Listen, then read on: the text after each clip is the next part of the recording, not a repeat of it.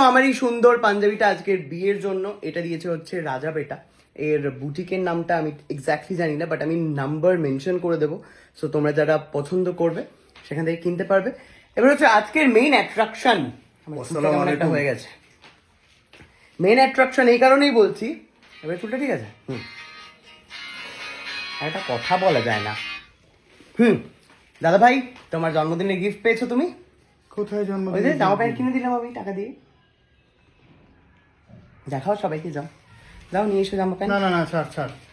অ্যাপেলের ওই ফোন- যাই, যাই। না না না, অ্যাপেলের ফোন থেকে এই দে, এটা দিয়ে দে, ওখানে দিয়ে দে, ঝুলিয়ে দে আমার। ঠিক আছে, কষ্ট পেও না। এ নাও দাদা ভাই, তোমার জন্য আমি গিফট তুলে দিচ্ছি।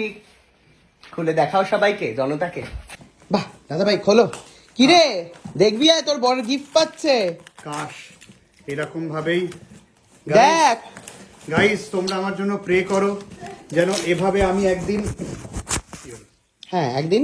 গাইস তোমরা আমার জন্য প্রে করো যেন আমি এভাবেই একদিন অ্যাপেলের বক্স খুলতে পারি।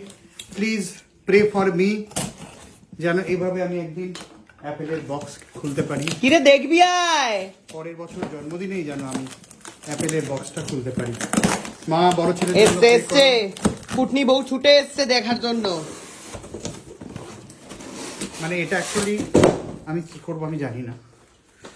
মানে কি কত কাজে দাম, লাগে? একবার পেছনে দেখো, পেছনটায় দেখো কত দাম, বলো সবাইকে। এই কি শুধু রাউটারটা তো? 1,500 টাকা।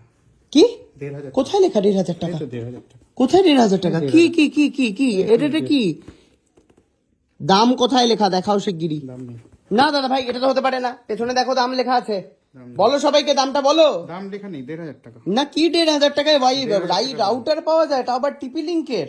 অসম্ভব। না এটা নিয়ে আমি কি করবো? এটা 5G রাউটার। 5G রাউটার, তার মানে তুমি যখন এখানে আসবে তখন তোমার তুমি অসুবিধে পড়াশোনা হয়, করবে, সেই কত কিছু জন্য- করবে, তোমার জন্মদিনের গিফট। আমাকে একটা ইপি দিবি বলেছিলি বেসিক, তার বিনিময়ে তুমি আজকে নিয়ে নিয়েছো জামা। জামা নিয়ে নিয়েছো আজকে। দাঁড়াও আমি পরিয়ে দেখিয়ে দিচ্ছি তোমাকে। এনাও দাদা ভাই। তখন তো পরে দেখালাম, তো ভিডিও তো হলো। না না, ওটা বোধহয় হয়নি ভিডিওটা। মানে আমি এ নাও। এখন খুলে পড়বো? না না, পড়তে হবে না, এমনি গায়ে এমনি ঢেলে নাও। কি সুন্দর জামা পেয়েছো। হে বলো। জগন্নাথ, হে প্রেমানন্দ, জগন্নাথ ইয়ে ये क्या क्या हुआ? हुआ? তো মা হচ্ছে সেজেছে বিয়ে বাড়ি যাওয়ার জন্য, সুস্মিতা সাজিয়ে দিয়েছে। তো এটা হচ্ছে আমার পুরো লুকটা, ঠিক আছে? কাকে বেশি ভালো লাগছে, ওকে আমাকে নাকি দাদা ভাই? এসো। পুরো লোকটা এখানে এখানে ভালো দেখা যায়। না দাদা ভাই, এখানে ভালো লাগছিল। সাইড হও, সাইড হও। বয়স অনুযায়ী দুজনকে দুরকম লাগছে। তোমার তো বয়স আকাশ ছোঁয়া, কিন্তু হ্যাঁ, আমার বয়সটা মানে দেখো। আমার বয়স 38, মার বিয়ে হয়েছে 35 বছর হয়েছে, ডাস্টবিন থেকে কুড়িয়ে এনেছে আমাকে। ওকে, থ্যাংক ইউ। আকাশ ছোঁয়া তোমার বয়স, সেই তুলনায় আমার বয়স দেখো। আর এই যে সুস্মিতা এখনো অব্দি সেজে চলেছে। কারণ আমি সবার নেগেটিভ বৌদি, সবাইকে সাজিয়ে সিরিয়ালের নেগেটিভ বৌদি। সবাইকে সাজিয়ে কফি খাইয়ে তারপরে আমি একটু সময় পেয়েছি নিজের জন্য। বাবা একটুখানি কফি। এই যে শাড়িটা পরেছিস, সেটা বল কার, কে এনে দিয়েছে তোকে এই শাড়িটা? এটা মায়ের শাড়ি। মায়ের শাড়ি নয়, আমার দেওয়া মায়ের শাড়ি। বাবা, অর্জন করে আমি কিনেছি। কি যেন বলিস তুই, বল কি কি?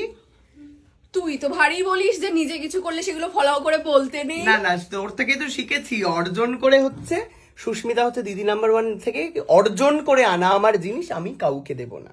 এটা সুস্মিতার বক্তব্য ছিল। এটা কবে বলেছি রে? এটা বলিস তুই, যাই হোক তুই আমাকে বল তোর- যে ভাইয়ের অর্জন করা জিনিস মাকে দেওয়া, সেটা আমি আজকে পড়লাম। হ্যাঁ, আমার জীবন ধন্য।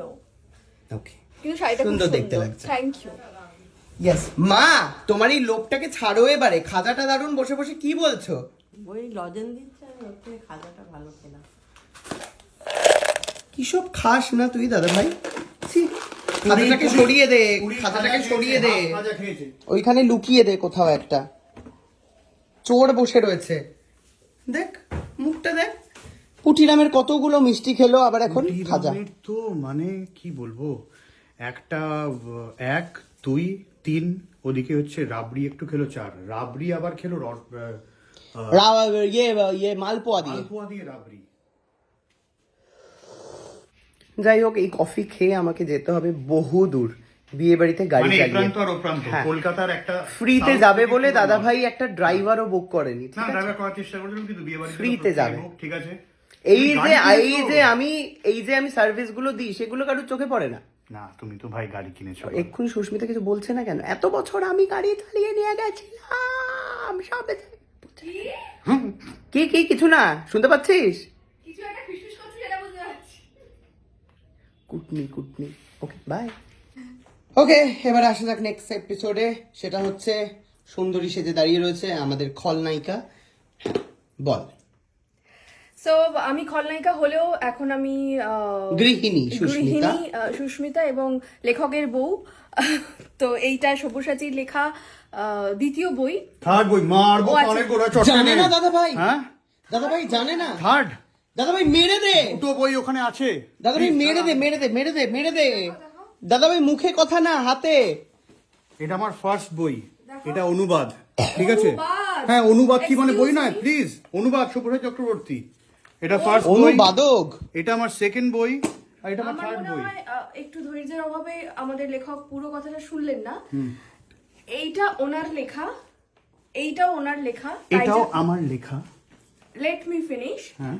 এইটা হলো ওনার অনুবাদ করা, কন্টেন্ট নয়। না মানে আমার লেখা তো এগুলো, এই যে এত ভেতরে ভেতরে হ্যাঁ। বাংলা লেখা এগুলো সব আমার। আরে বাবা, ওটা তো অনুবাদ। আরে লেখা তো আমার। আরে আমি ওটাই ঠিক আছে বলতে ওকে চলো যাচ্ছিলাম, চলো ওটাই- আচ্ছা ওর জন্য দাদা ভাই, আমার তুই second তাহলে বই, হাতে কথা বললি না। থার্ড বই হ্যাঁ। ওইটাই বলতে যাচ্ছিলাম যে ওর লেখা এটা দ্বিতীয় বই, আর তার সাথে অনুবাদ করা হচ্ছে এটা। ওকে তোরা ভুলে গেছিল এখন না, মেরেছিস। ভুলে না না, ভুলে যাইনি। কেন ভুলে ভাগ্যিস যাবো? মারিসনি তুই। হ্যাঁ, কারণ এইটা তখন এটা আমাদের বিয়ের আগে ও বাহ বাহ বাহ। হ্যাঁ, একদমই তাই, বিয়ের বিয়ের আগে এইটা বিয়ের দিন আগে দর্পণে থাকাকালীন এটা বার হয়েছিল তখন সব আমি রকম আপনারা হয়েছিল। বুঝতেই পারছেন ঘরের মধ্যে একটা পারিবারিক ঝামেলার সৃষ্টি হয়েছে। বিয়ের আগে না বিয়ের পরে, কে লিখেছে, কবে লিখেছে, কেন লিখেছে, এর একটা তুমুল অশান্তির সৃষ্টি হচ্ছে। আমরা মেন কাহিনী থেকে সরে যাচ্ছি। ওকে, এই এপিসোড থেকে সুস্মিতাকে আমি কেটে জাস্ট বাদ দিয়ে দিলাম। না না, এটা বাদ দেওয়া যাবে কন্টিনিউ করতে না। হবে, কন্টিনিউ করতে হবে। তার কারণ হচ্ছে তো দাদা ভুলে গেছে, আমি না তো না এটা বলতে হ্যাঁ পারি এটা না। বিয়ের আগে।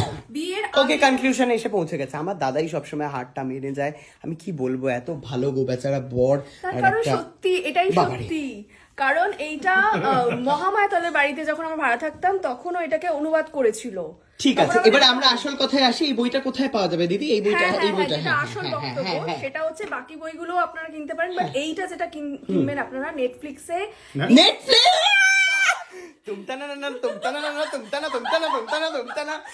স্ক্রিপ্ট পড়ে আসুন, স্ক্রিপ্টটা পড়ে আসুন। নাবান, এই অভিনেত্রীকে নাবান। নেটফ্লিক্স নয়, ফ্লিপকার্ট। ফ্লিপকার্টে পাওয়া যাবে। কিন্তু সেটা যদি পরবর্তীকালে সিনেমা বানানো হয় তবেই নেটফ্লিক্সে দেখা যাবে। তো আপাতত ফ্লিপকার্টে পাওয়া যাবে। এইভাবে কথাটা ঘুরিয়ে দিতে হয়। ওকে, এটা গল্প বই নয় হ্যাঁ যে সিনেমা বানানো হবে, এটা প্রচুর ইনফরমেশনের ঠাসা একটা আমি বই। বুঝতে পারছি প্রচন্ড ঠিক আছে অশান্তি শুরু হতে চলেছে। একটু দাঁড়িয়ে যায়। মা কিছু বলতে চায়, কিছু বলতে চাও মা? এই অশান্তির মধ্যে তুমি একটা সিট্রে দাঁড়িয়ে আছে। মা ভাবছি যে আমি কি বলবো। বই মেলায় এই বইটা প্রকাশিত হয়। হ্যাঁ হ্যাঁ প্রকাশ প্রকাশ হয়ে হয়ে গেছে। গেছে, বইমেলা পাওয়া যাবে। এটা আমি স্পেশালি তিনজনকে উৎসর্গ করেছি, মা, মাসি আর সেজো মামা। সেজো মামাকে কেন তার জন্য একটু বলি, কারণ সেজো মামা নেই আমাদের মধ্যে, ক্যান্সার হয়েছিল সেজো মামার, বছর খানেক হলো সেজো মামা চলে গেছেন। তো সেজো মামা ব্রহ্মতত্ত্ব এবং বেদ উপনিষদ নিয়ে প্রচুর ব্যাখ্যামূলক লেখা লিখতেন। মামার বাড়িতে যখন দেখতাম তখন হচ্ছে সেজো মামাকে দেখতাম যে সারাক্ষণ লেখালেখি। আমি যখন যেতাম সেজো মামার সাথে এই নিয়ে খুব আড্ডা হতো। সেজো মামার ভাবনাটা একটু ধর্মভিত্তিক, কিন্তু আমার এটা একটু বিজ্ঞান ভিত্তিক, তার সাথে ধর্মভাবনা মিশিয়ে আছে।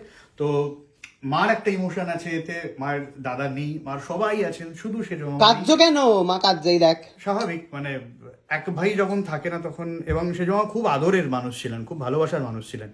তো আমার বইটা মা, মাসি তো অবশ্যই, এবং সেজো মামার জন্য।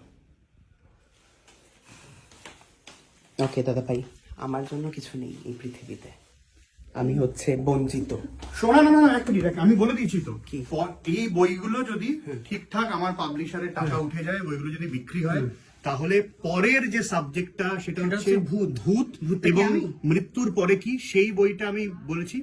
তার মধ্যে যাদের যাদের ডেডিকেট করবো তার মধ্যে তুমিও থাকবে ভাই। কারণ কারণ না না না না, কারণ আমাদের এক্সপেরিয়েন্স তো আছেই নিয়ে, ভুলে যাচ্ছ?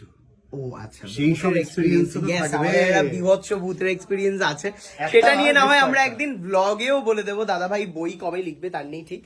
আমি আর দাদা ভাই একদিন বলে দেবো আমাদের ভূতের এক্সপিরিয়েন্স। ওকে।